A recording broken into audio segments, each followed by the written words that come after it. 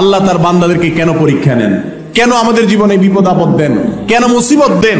এর অন্যতম একটা কারণ হলো আল্লাহ রাব্বুল আলামিন আমাদেরকে আস্তে আস্তে আপার গ্রেডে উঠাতে চান।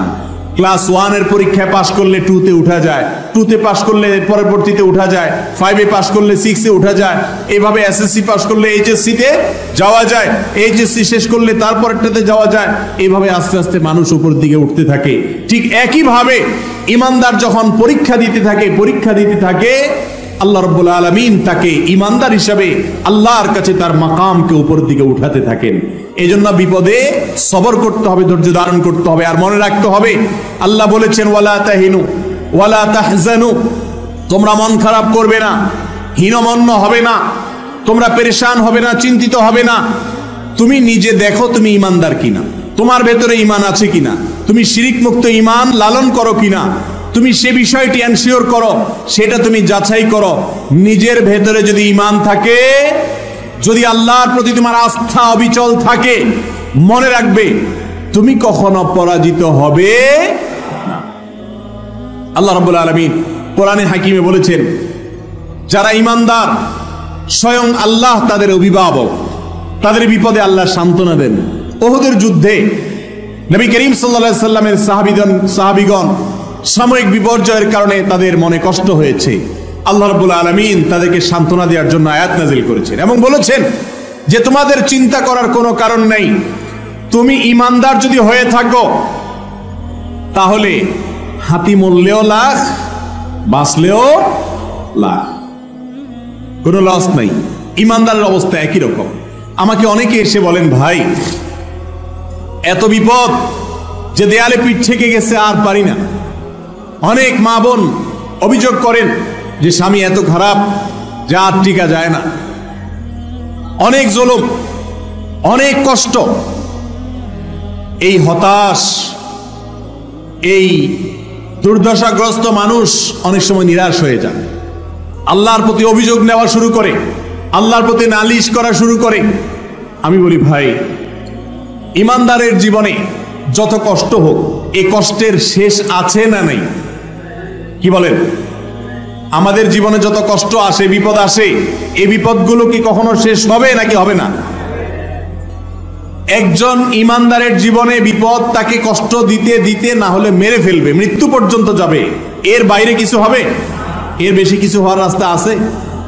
কিন্তু আমার জীবন তো এক সময় দিতেই হবে, মৃত্যু তো এক সময় আসবেই। আমি যদি সবর করতে করতে মৃত্যুবরণ করতে পারি, আমি যদি ধৈর্য ধারণ করতে করতে মৃত্যুবরণ করতে পারি, তাহলে সেই মৃত্যু আমাকে অনন্ত অসীম কালের বিপদ থেকে রক্ষা করবে ইনশাআল্লাহ। যদি আমার 50-60 বছরের বিপদ হয়, 50-60 বছরের কষ্ট হয়, আর এর বিনিময়ে অনন্ত অসীম কালের জান্নাত বন্দোবস্ত হয়ে যায়, তাহলে এই বিপদের বিনিময়ে যে সুখ আমি পেলাম সেটা কি লাভজনক হলো না লসের হলো? কিন্তু শয়তান আমাদেরকে এইভাবে বুঝতে দেয় না, শয়তান আমাদেরকে অস্থির করে দেয়। মনে রাখবেন বিপদে যারা ভেঙে পড়েন, বিপদে যারা ব্যাকুল হয়ে অস্থির হয়ে হতাশ হয়ে যান, নিরাশ হয়ে যান, অনেক কপাল পোড়া আছে বলে না আমার আর রক্ষা হবে না, আমার আর বাঁচার কোনো রাস্তা নেই। অনেকে আল্লাহর প্রতি অনাস্থা প্রকাশ করে, আল্লাহর প্রতি ভরসা হারিয়ে ফেলে। আছে না নাই এরকম? এরকম যদি হয় তাহলে বড় দুর্ভাগা ভাইয়েরা আমার। বিপদের কষ্ট করলেন আর আল্লাহর প্রতি আস্থা ভরসা ছেড়ে দিয়ে ঈমান হারা হয়ে জাহান্নামে যাওয়ার ব্যবস্থাও করলেন। একবার প্রিয় নবী সাল্লাল্লাহু আলাইহি সাল্লাম এক লোকের মাথার পাশে অসুস্থ অবস্থায় তাকে দেখতে গিয়েছেন, তার শুশ্রূষা করতে গিয়েছেন। নবী সাল্লাল্লাহু আলাইহি সাল্লাম বলছেন আল্লাহ চাহেন তো তুমি সুস্থ হয়ে যাবে। সে বলছে না সুস্থ হব না। নবীর কথার উপর কথা বলেছে, সেজন্য আল্লাহ রাব্বুল আলামিন তাকে একটু পরেই অফার দিয়ে দিয়েছে, সে মারা গেছে। আল্লাহ রাসূল সাল্লাল্লাহু আলাইহি সাল্লামের শান এবং মর্যাদা আল্লাহর কাছে এত বেশি যে আল্লাহ রাসূল সাল্লাল্লাহু আলাইহি সাল্লামের মুখের উপর কেউ বেয়াদবি করলে আল্লাহ রাব্বুল আলামিন তার শাস্তি দুনিয়াতে নিশ্চিত করেন, আখিরাতে তো আছেই। স্বয়ং আল্লাহকে গালি দিলে আল্লাহ রাব্বুল আলামিন এত বেশি তড়িৎ গতিতে তার শাস্তি দেন না, যতটা আল্লাহ রাব্বুল আলামিন তার রাসূল সাল্লাল্লাহু আলাইহি ওয়াসাল্লামের শানে বেয়াদবি করলে দেন।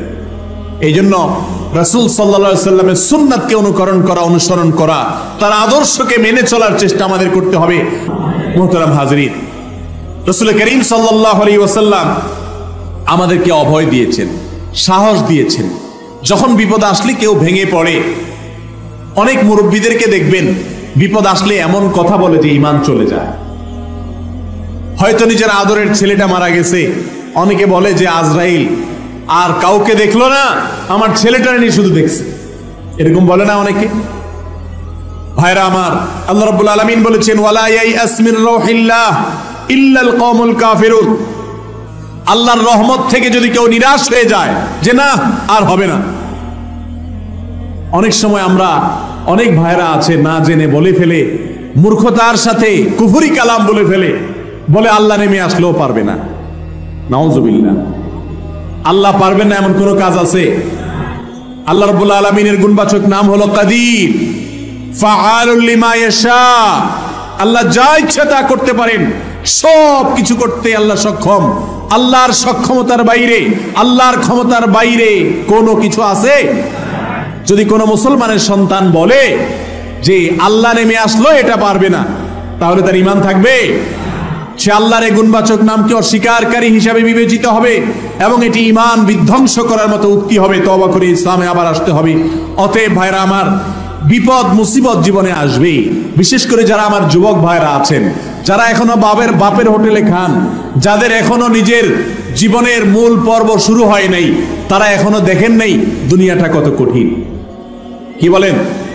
যারা এই পথে চলে গেছেন তারা জানেন কত রকমের বিপদ আসতে পারে, সমস্যা হতে পারে।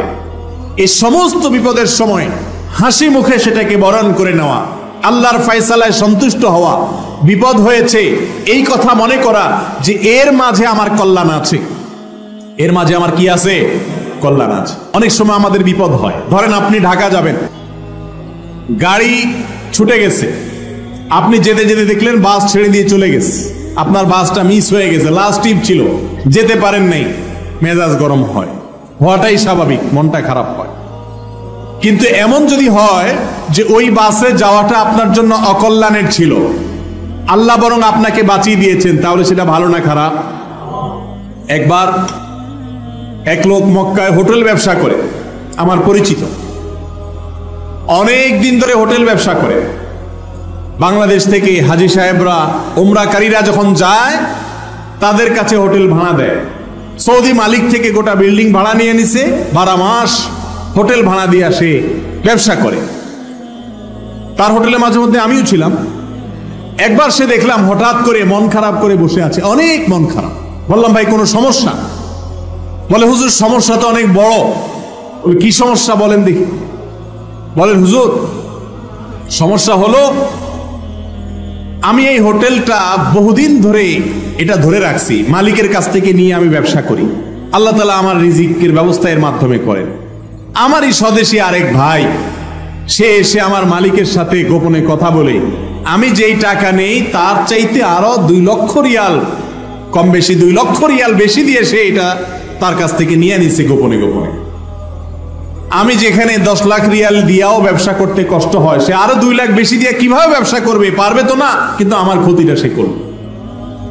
আমার হাত থেকে হোটেলটা ছুটে গেল, এটা দিয়েই সারা জীবন ব্যবসা করছি। আমার মন খারাপ হয়ে গেছে, হুজুর দেশে চলে যাবো, আর করবো না, মক্কায় ব্যবসাই করবো না। কারণ এত বড় একটা আঘাত, এত বছরের আমার হোটেল হাতছাড়া হয়ে গেল। লোকটা মন খারাপ করে দেশে চলে আসছে।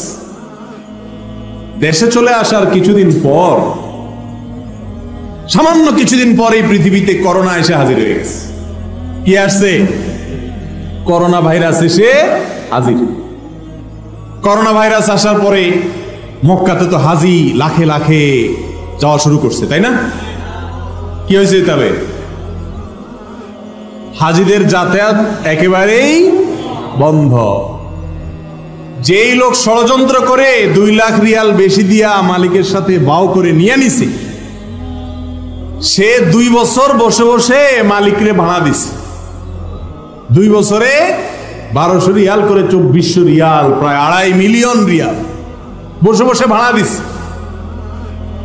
হাজি একটাও নাই, ব্যবসা নেই, ভাড়া তো অগ্রিম দিতে হয়। সৌদি আরবে ভাড়া অগ্রিম দিতে হয়, যারা সৌদি প্রবাসী তারা যান, ভাড়া তো আগে দিয়ে রাখতে হয়। ভাড়া তো দেওয়া শেষ সৌদিরে, সৌদি তো টাকা নিয়ে শেষ, রিয়াল নিয়ে শেষ। আর এই বেচারা 2 বছর কোনো হাজি নাই, বেকার 2-2.5 বছর। সে আরো 10 বছর এই হোটেলে ব্যবসা করেও 2.5 মিলিয়ন লাভ করতে পারবে না, কিন্তু 2 বছরে সেটা শেষ। ওই লোক, যে লোক আমাকে বলল হুজুর মন খারাপ, হোটেলটা হাতছাড়া হয়ে গেল, অনেক দিন পরে আমার মসজিদে জুমার পরে দেখি সে হাজির। আমি তাকে দেখে বললাম, ভাই আপনার যে বিপদ হয়েছে সেই বিপদে তো আমি দেখি আল্লাহ আপনার প্রতি রহম করছে। আপনি তো গর্তে পড়ে যাচ্ছিলেন, আল্লাহ ধাক্কা দিয়ে আপনারে বাংলাদেশ পাঠায় বাঁচাই দিস। লোকটা আমারে বলে, হুজুর আমি যদি সারা জীবন সেজদায় পড়ে থাকি, আমি যদি মৃত্যু পর্যন্ত সেজদায় পড়ে থাকি, আমার মালিকের এই উপকারের, এই নামতের শুকরিয়া আমাদের শেষ করতে পারবো না।